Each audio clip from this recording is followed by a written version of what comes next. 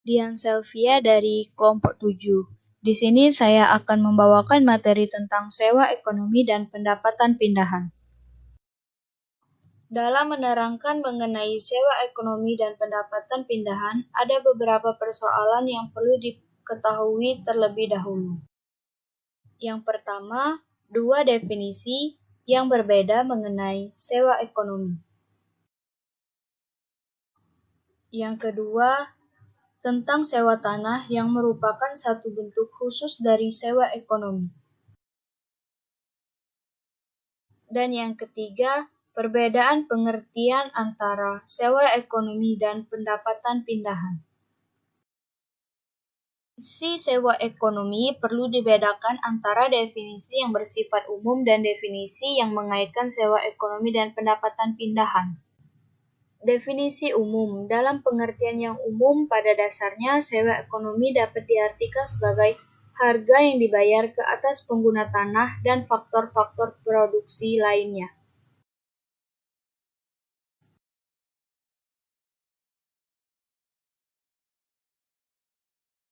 Yaitu pembayaran yang harus dilakukan oleh petani-petani ke atas tanah-tanah pertanian yang disewanya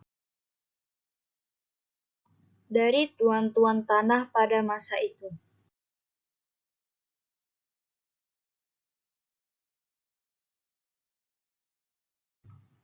Definisi lain. Segolongan ahli ekonomi mendefinisikan sewa ekonomi secara berikut.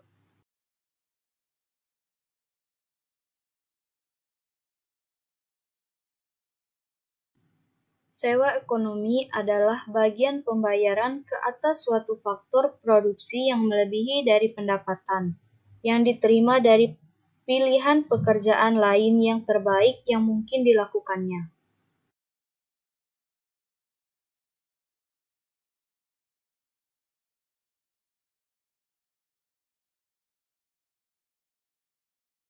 Yang pertama dinamakan pendapatan pindahan atau transfer earnings, yaitu bagian dari pendapatan tersebut yang digunakan untuk mencegah faktor produksi tersebut digunakan untuk kegiatan ekonomi yang lain.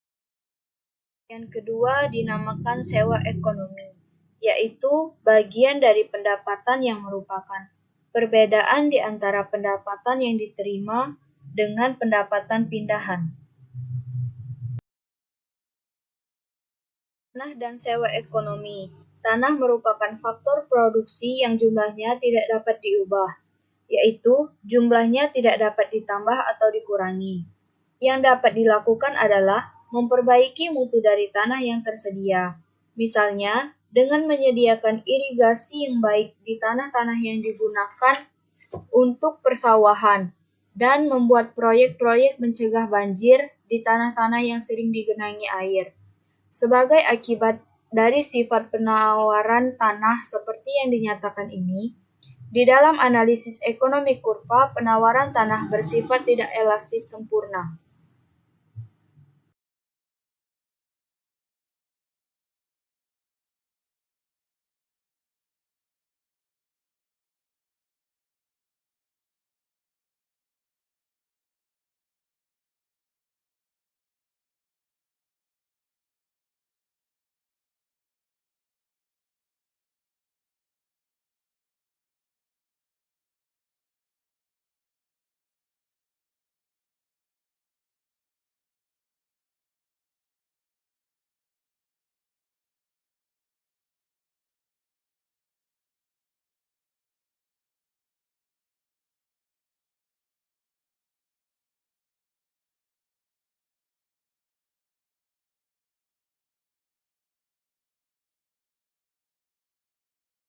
Dan pendapatan pindahan.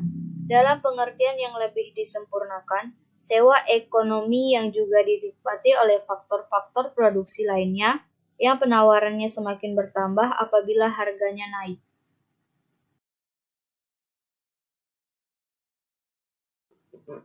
Dalam pengertian yang sudah lebih disempurnakan, sewa ekonomi juga dinikmati oleh faktor-faktor produksi lain yang penawarannya semakin bertambah.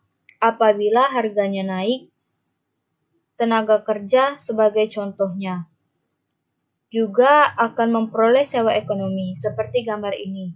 Kurva D ke D sama dengan MRP dan SS berturut-turut menggambarkan permintaan penawaran tenaga.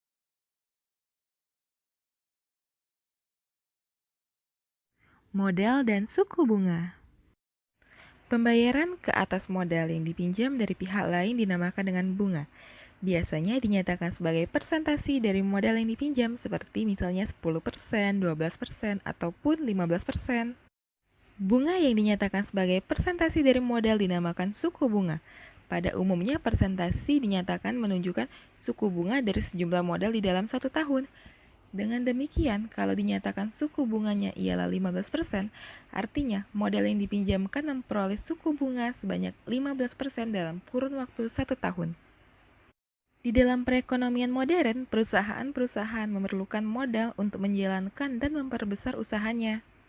Sebaliknya, rumah tangga memiliki kelebihan pendapatan yang dapat dipinjamkan dengan harapan untuk memperoleh bunga. Peranan modal dalam perekonomian. Investasi atau penanaman modal adalah pengeluaran sektor perusahaan untuk membeli ataupun memperoleh barang-barang modal yang baru, yang lebih modern, ataupun menggantikan barang modal lama yang sudah tidak lagi digunakan, ataupun juga barang yang sudah usang. Produktivitas modal. Produktivitas modal dari modal dihitung dengan cara menentukan besarnya pendapatan rata-rata tahunan itu, yaitu setelah dikurangi dengan penyusutan modal yang digunakan dan dinyatakan sebagai persentase dari modal yang ditanamkan. Produktivitas modal tersebut dinamakan tingkat pengembalian modal ataupun rate of return. Berikut merupakan contoh soalnya.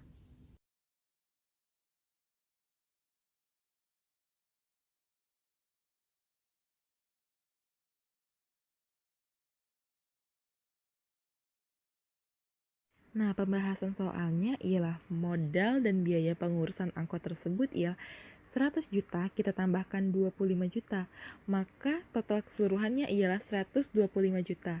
Dari jumlah ini, pada akhir tahun dia mendapatkan kembali uang sebanyak 75 juta dari hasil penjualan angkot tersebut. Maka pengeluaran netonya menjadi 125 juta, kita kurangi lagi dengan 75 juta. Maka mendapatkanlah hasil 50 juta. Telah dimisalkan sebagai sewa penumpang itu dengan jumlah 75 juta dalam kurun waktu 1 tahun. Dengan demikian, pendapatan bersih modal dari pemilik angkot tersebut ialah 75 juta, kita kurangi 50 juta, dapatlah hasil 25 juta tadi. Nah, berdasarkan data tersebut, maka tingkat pengembalian modal angkot tersebut dapat dihitung dengan rumus seperti ini. 25 juta tadi kita tinggal bagi dengan 100 juta, kita kalikan 100%, maka didapatlah hasil 25%. Menentukan tingkat pengembalian modal. Di dalam kegiatan perusahaan yang sebenarnya, perhitungan tingkat pengembalian modal adalah lebih rumit daripada contoh yang baru saja kita terangkan. Kerumitan tersebut timbul sebagai akibat dari usia barang modal yang panjang, yaitu dapat digunakan selama beberapa tahun, dan bahkan ada pula yang dapat digunakan selama berpuluh-puluh tahun. Dengan demikian, pendapatan yang diperoleh dari suatu investasi pada umumnya meliputi lebih dari 1 tahun. Permintaan terhadap dana dan modal. Berbagai jenis investasi mempunyai pengembalian modal yang berbeda. Ada yang tingkat pengembalian modalnya tinggi, dan ada pula yang tingkat pengembalian modalnya rendah. Apabila para pengusaha mengetahui sepenuhnya berbagai kemungkinan untuk melakukan investasi, mereka akan mendahulukan investasi yang tingkat pengembalian modalnya tinggi. Barulah setelah proyek tersebut dilaksanakan, mereka akan mengembangkan proyek yang tingkat pengembalian modalnya relatif lebih rendah. Suku bunga dan tabungan masyarakat.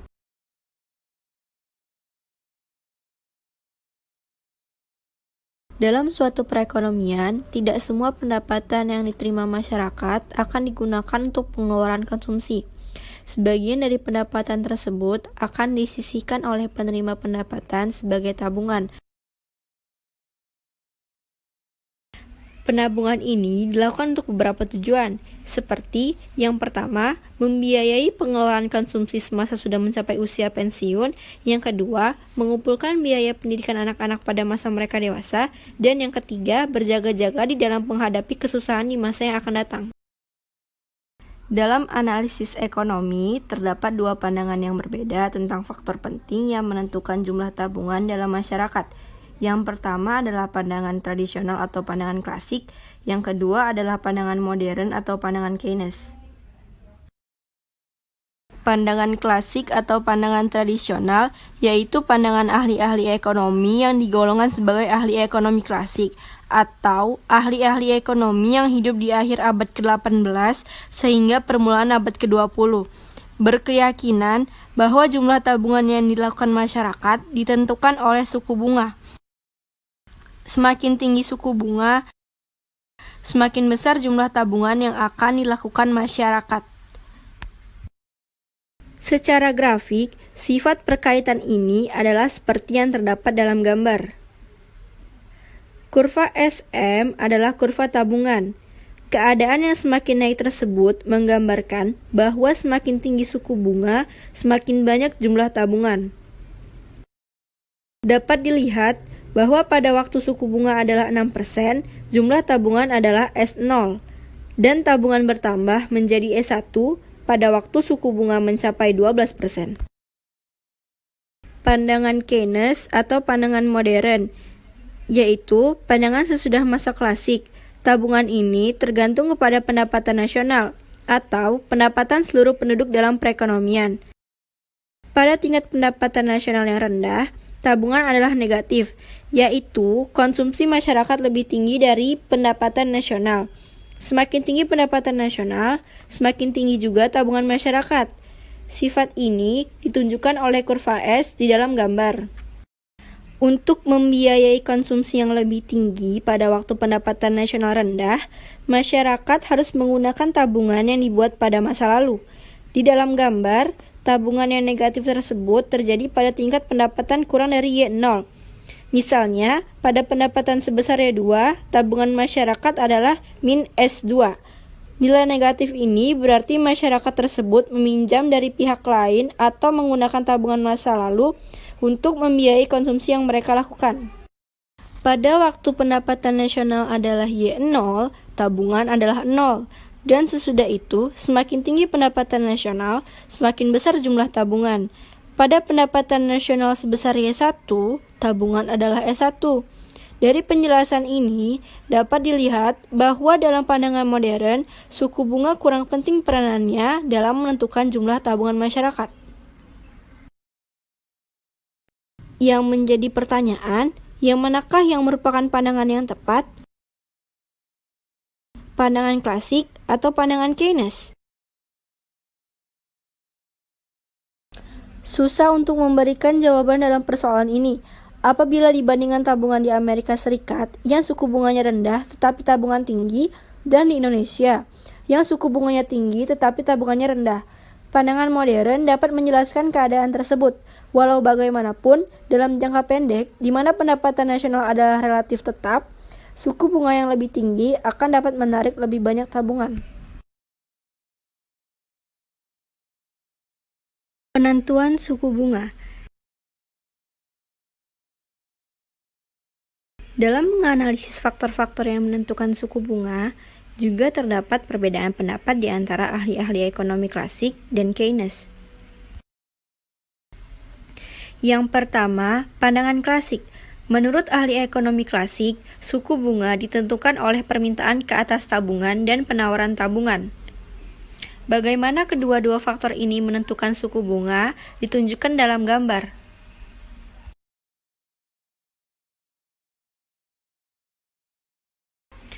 Kurva S dan I berturut-turut adalah kurva penawaran dana modal atau penawaran tabungan dan permintaan dana modal atau permintaan ke atas tabungan. Maka, keseimbangan tercapai di titik E0, dan ini menunjukkan bahwa jumlah dana modal yang akan diinvestasikan adalah I0 dan suku bunga adalah R0. Kalau dimisalkan permintaan ke atas modal berubah menjadi I1, sedangkan penawaran modal tetap sebesar S, keseimbangan pindah ke S1, yang berarti suku bunga naik dari R0 menjadi R1 dan dana yang diinvestasikan bertambah dari I0 menjadi I1. Dan apabila permintaan ke atas dana modal tetap sebesar I, tetapi penawaran bertambah menjadi S1, maka keseimbangan pindah ke E2. Dengan demikian, perubahan tersebut menyebabkan suku bunga turun dari R0 kepada R2 dan dana yang diinvestasikan bertambah menjadi I2. Yang kedua, pandangan Keynes. Ahli-ahli ekonomi sesudah klasik pada umumnya memberikan sokongan kepada pandangan Keynes berikut. Suku bunga bergantung kepada yang pertama, jumlah uang yang beredar atau penawaran uang, dan yang kedua, preferensi likuiditas atau permintaan uang. Yang dimaksudkan dengan preferensi likuiditas adalah permintaan ke atas uang oleh seluruh masyarakat dalam perekonomian. Keynes menyatakan bahwa permintaan uang oleh masyarakat mempunyai 3 motivasi atau tujuan, yaitu yang pertama untuk transaksi, masyarakat meminta uang untuk membayar konsumsi yang dilakukannya, yang kedua berjaga-jaga, untuk menghadapi masalah yang tidak terduga-duga seperti kematian dan kehilangan pekerjaan, dan yang ketiga untuk spekulasi, yaitu untuk ditanamkan ke saham-saham atau surat berharga lainnya. Penentuan tingkat bunga yang dikemukakan oleh Keynes dapat diterangkan dengan menggunakan gambar. Kurva LP atau kurva preferensi likuiditas menggambarkan permintaan ke atas uang. Permintaan uang untuk tujuan transaksi dan berjaga-jaga tergantung kepada pendapatan masyarakat, yaitu makin tinggi pendapatan masyarakat, maka semakin tinggi pula permintaan uang untuk kedua tujuan tersebut. Permintaan uang untuk tujuan spekulasi tergantung kepada suku bunga dan sifatnya, yaitu pada waktu suku bunga tinggi, hanya sedikit uang yang akan ditahan masyarakat untuk spekulasi. Tetapi, kalau suku bunganya rendah, maka lebih banyak uang yang tidak dispekulasikan atau jadi dipegang oleh pemiliknya. Oleh sebab sifat permintaan uang untuk spekulasi yang seperti itu, kurva LP adalah seperti yang terdapat di dalam gambar. Kurva M0 dan M1 adalah jumlah uang dalam peredaran dan bentuknya tidak elastis sempurna, karena pada suatu waktu jumlah uang adalah tetap. Di dalam gambar ditunjukkan bahwa pada waktu jumlah uang adalah M0, suku bunga adalah R0. Dan pada waktu jumlah uang adalah M1, suku bunga adalah R1. Ini menunjukkan bahwa semakin banyak jumlah uang dalam peredaran, semakin rendah suku bunga. Materi selanjutnya yaitu faktor penyebab perbedaan suku bunga. Oke, langsung saja kita masuk ke materinya. Check it out. Dalam teori, analisis penentuan suku bunga selalu dianggap bahwa dalam perekonomian terdapat hanya satu suku bunga. Tetapi kenyataannya sangat berbeda, yaitu perekonomian terdapat beberapa suku bunga. Nah, sebagai bentuk contohnya, seseorang yang menabung uangnya di bank akan menerima suku bunga yang berbeda dari seseorang yang meminjam uangnya dari bank. Oke, contoh lainnya, suku bunga pinjaman pemerintah berbeda dengan suku bunga yang dibayar konsumen, dan bank mengenakan suku bunga yang berbeda kepada nasabah-nasabahnya. Perbedaan tersebut disebabkan oleh beberapa faktor, antara lain, yang pertama ada perbedaan resiko. Sebagai bentuk contoh, pinjaman yang diberikan oleh pemerintah dibayar dengan suku bunga yang lebih rendah dibandingkan dengan suku bunga pinjaman swasta. Nah, walaupun begitu, pemerintah masih dapat memperoleh pinjaman yang diperlukannya, karena risiko dari meminjamkan kepada pemerintah adalah sangat kecil. Salah satu pertimbangan bank-bank di dalam menentukan suku bunga yang akan dikenakannya adalah risiko dari memberikan pinjaman tersebut. Jika timbul pertanyaan, bagaimana sih pengenaan suku bunga terhadap usaha? Nah, kepada usaha yang telah lama berkembang atau usaha yang tidak banyak risikonya, mereka akan mengenakan suku bunga yang rendah. Tetapi, usaha yang sangat tinggi risikonya, mereka akan mengenakan suku bunga yang tinggi.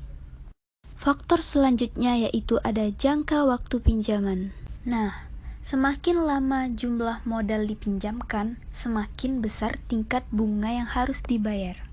Loh, kenapa bisa begitu? Apa penyebabnya? Nah, hal itu disebabkan karena risiko yang ditanggung peminjam akan menjadi semakin besar apabila jangka waktu peminjam bertambah panjang. Bukan hanya itu saja, ada pun yang menjadi penyebab lain terjadinya hal tersebut. Hal itu karena pemilik modal kehilangan kebebasan untuk menggunakan modalnya dalam jangka waktu yang lebih lama. Di samping itu, para peminjam bersedia membayar tingkat bunga yang lebih tinggi, karena mereka mempunyai waktu yang lebih lama untuk mengembalikan pinjamannya. Faktor yang ketiga ada biaya administrasi pinjaman. Sebagai bentuk contoh orang yang melakukan pinjaman, jumlah dana yang dipinjam sangat berbeda. Nah, sedangkan biaya administrasi untuk memproses pinjaman tersebut tidak banyak berbeda. Nah, muncullah suatu pertanyaan, apakah suatu perusahaan yang meminjam sebesar 100 juta atau 10 juta biaya administrasinya adalah sama? Maka, jika diukur dari sudut biaya administrasi untuk pinjaman per rupiah, pinjaman yang sebesar 10 juta rupiah akan menelan biaya yang lebih tinggi dari pinjaman sebesar 100 juta rupiah. Dengan demikian, kita mengetahui berdasarkan kepada pertimbangan biaya administrasi, pinjaman yang relatif lebih kecil jumlahnya akan membayar suku bunga yang lebih tinggi. Materi selanjutnya yaitu suku bunga nominal dan suku bunga real. Di dalam meminjamkan uang pemilik modal, bukan saja harus memperhatikan suku bunga yang diterima, tetapi juga tingkat inflasi atau presentasi tahunan kenaikan harga-harga yang berlaku. Apabila tingkat inflasi adalah lebih tinggi dari suku bunga, pemilik modal akan mengalami kerugian dalam meminjamkan uangnya karena modal ditambah bunga. Nah, nilai realnya adalah lebih rendah dari nilai real modal yang belum dibungakan. Karena kita ketahui, kenaikan harga-harga merupakan keadaan yang sering berlaku di setiap perekonomian. Nah, di dalam membicarakan mengenai suku bunga, perlulah dibedakan di antara suku bunga nominal dan suku bunga real. Sebagai bentuk contoh saat kita membaca di surat kabar, bahwa suku bunga deposito berjangka 1 tahun di suatu bank adalah 15% per tahun. Nah, suku bunga inilah yang dinamakan suku bunga nominal. Sedangkan tingkat bunga real menunjukkan presentasi kenaikan nilai real dari modal ditambah bunganya dalam setahun dinyatakan sebagai presentasi dari nilai real modal sebelum dibungakan.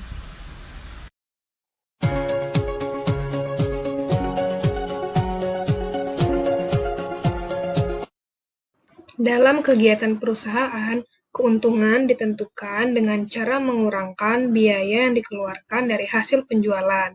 Biaya yang dikeluarkan meliputi pengeluaran untuk bahan mentah, pembayaran upah, pembayaran bunga, sewa tanah, dan penghapusan atau depresiasi.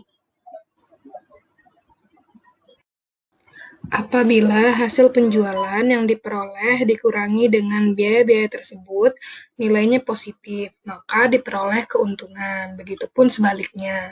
Dalam teori ekonomi, keuntungan mempunyai arti sedikit berbeda dengan pengertian keuntungan dari segi pembukuan. Dalam teori ekonomi, definisi itu dipandang terlalu luas, karena tidak mempertimbangkan biaya tersembunyi.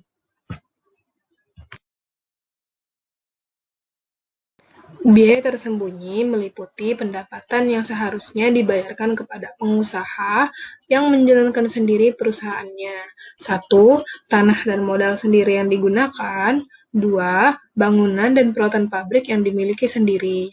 Keuntungan menurut pandangan pembukuan, apabila dikurangi lebih lanjut oleh biaya tersembunyi, akan menghasilkan keuntungan ekonomi atau keuntungan murni atau pure profit. Dalam teori ekonomi, kalau dinyatakan keuntungan yang dimaksudkan adalah keuntungan sama seperti upah, sewa, dan bunga. Keuntungan adalah pembayaran atas jasa yang diberikan oleh suatu faktor produksi. Keuntungan merupakan pembayaran kepada keahlian keusahawanan yang disediakan oleh para pengusaha. Keahlian keusahawanan digunakan pengusaha dalam membuat keputusan-keputusan berikut. 1. Menentukan barang apa yang perlu diproduksikan dan dijual ke pasar, dan berapa banyaknya. 2. Menentukan cara memproduksi yang terbaik dan kombinasi faktor produksi yang paling efisien dalam memproduksikan barang tersebut.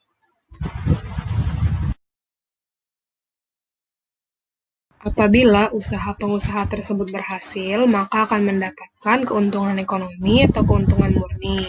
Apabila usaha pengusaha tersebut gagal, akan mendapatkan rugi.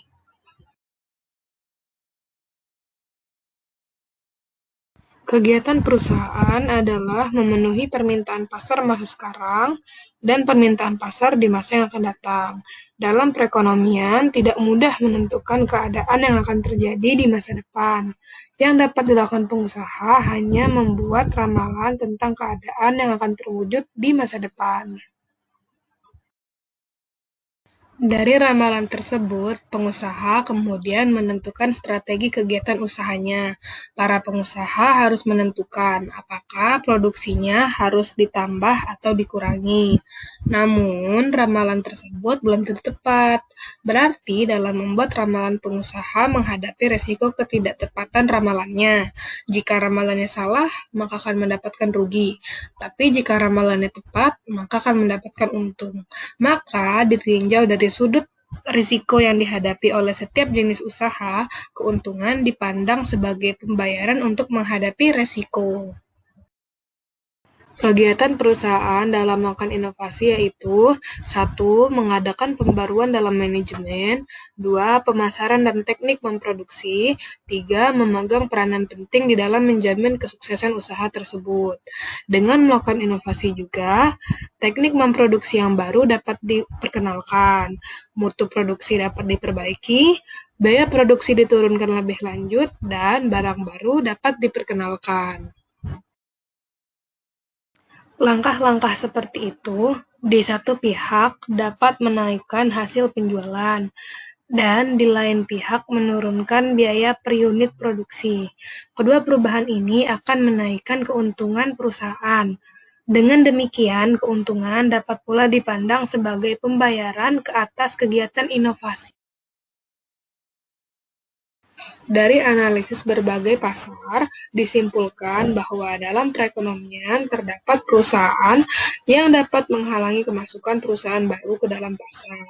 Sebagai akibatnya, untuk beberapa barang tertentu, hanya beberapa perusahaan atau terdiri dari satu perusahaan saja. Contohnya Pertamina, PLN, ataupun Telkom.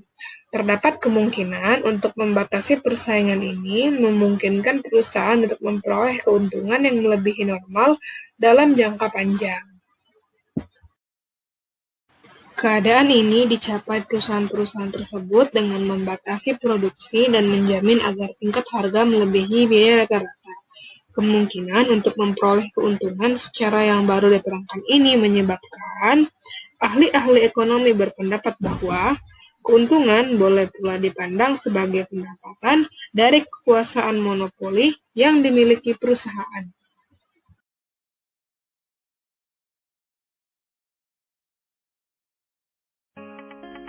Yang selanjutnya yaitu ringkasan dan konsep penting.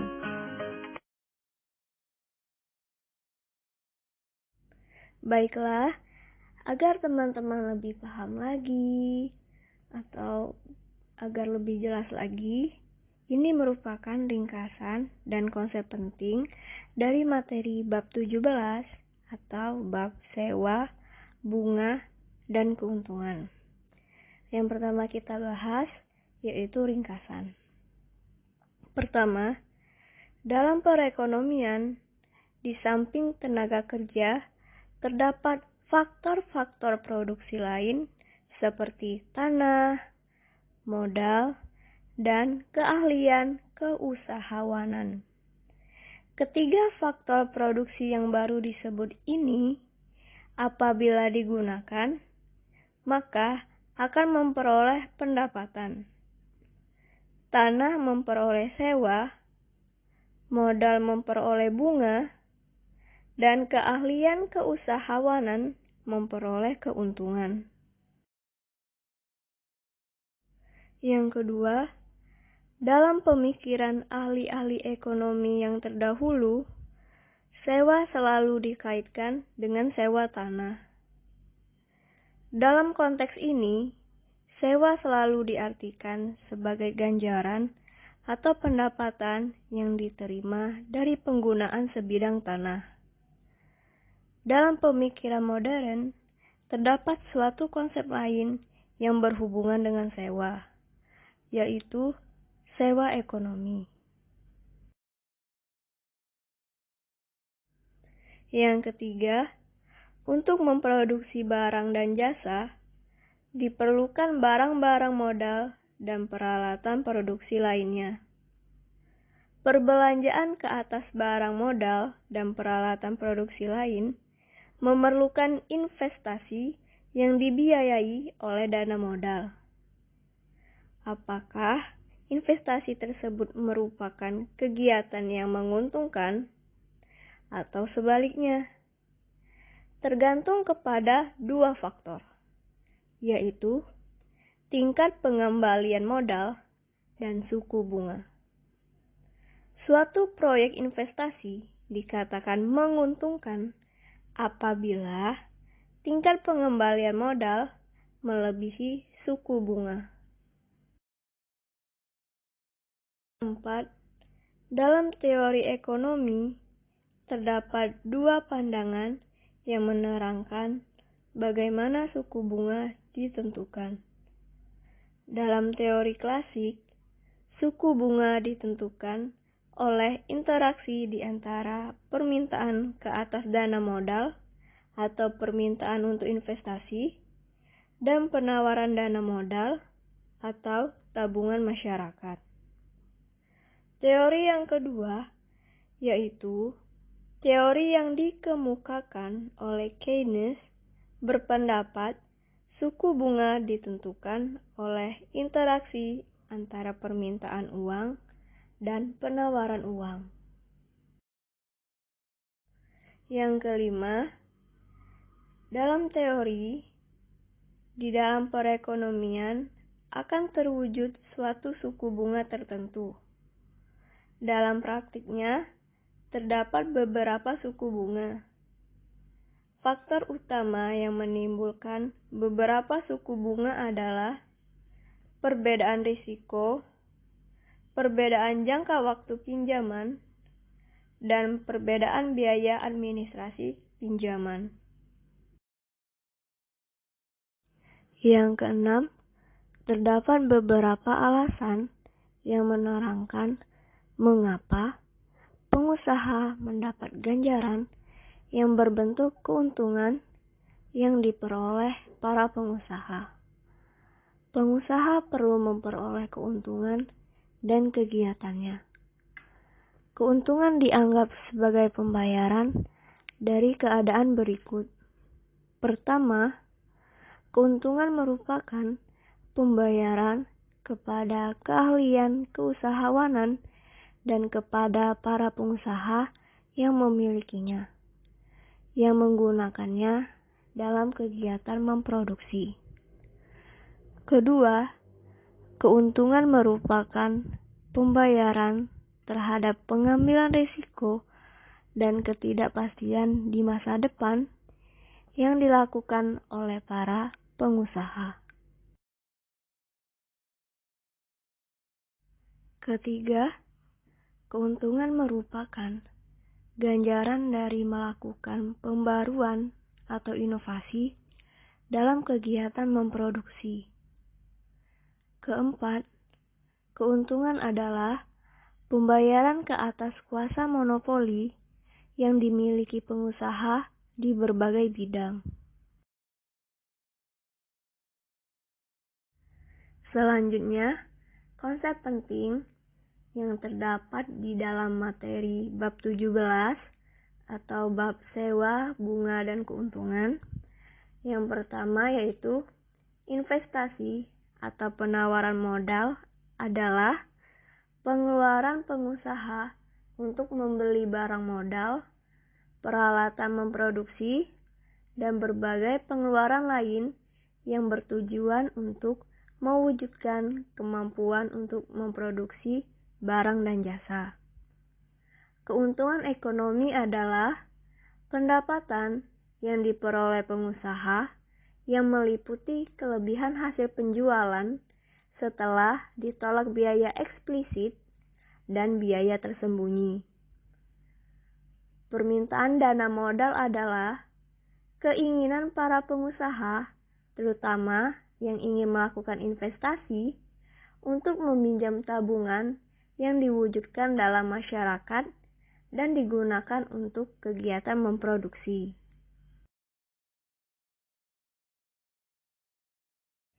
Kekuasaan monopoli adalah kemampuan yang dimiliki oleh pengusaha untuk mempengaruhi tingkat harga penjualan barangnya dan keinginan konsumen untuk membeli barangnya.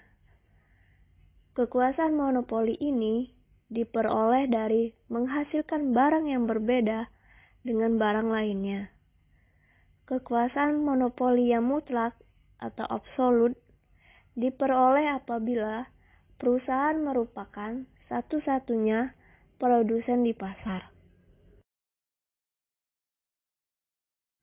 Penawaran dana modal adalah tabungan yang disisihkan dari pendapatan yang diterima masyarakat dan disimpan di institusi keuangan. Tabungan ini akan dipinjamkan kepada para pengusaha untuk diinvestasikan.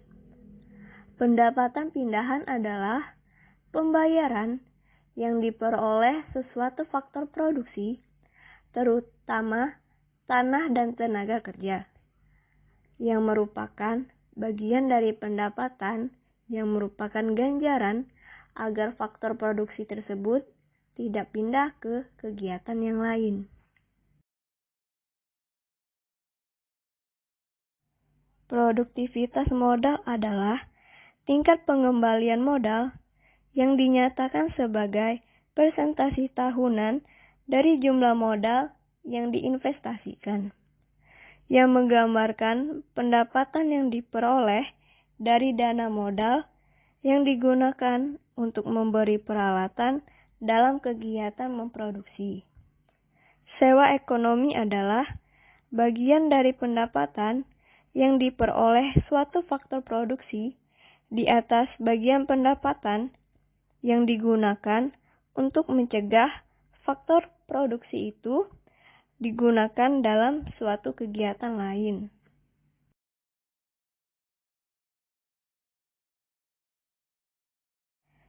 Yang terakhir yaitu suku bunga. Suku bunga adalah pendapatan dari tabungan yang dilakukan masyarakat yang dinyatakan dalam persentase dari jumlah tabungan yang dibuat.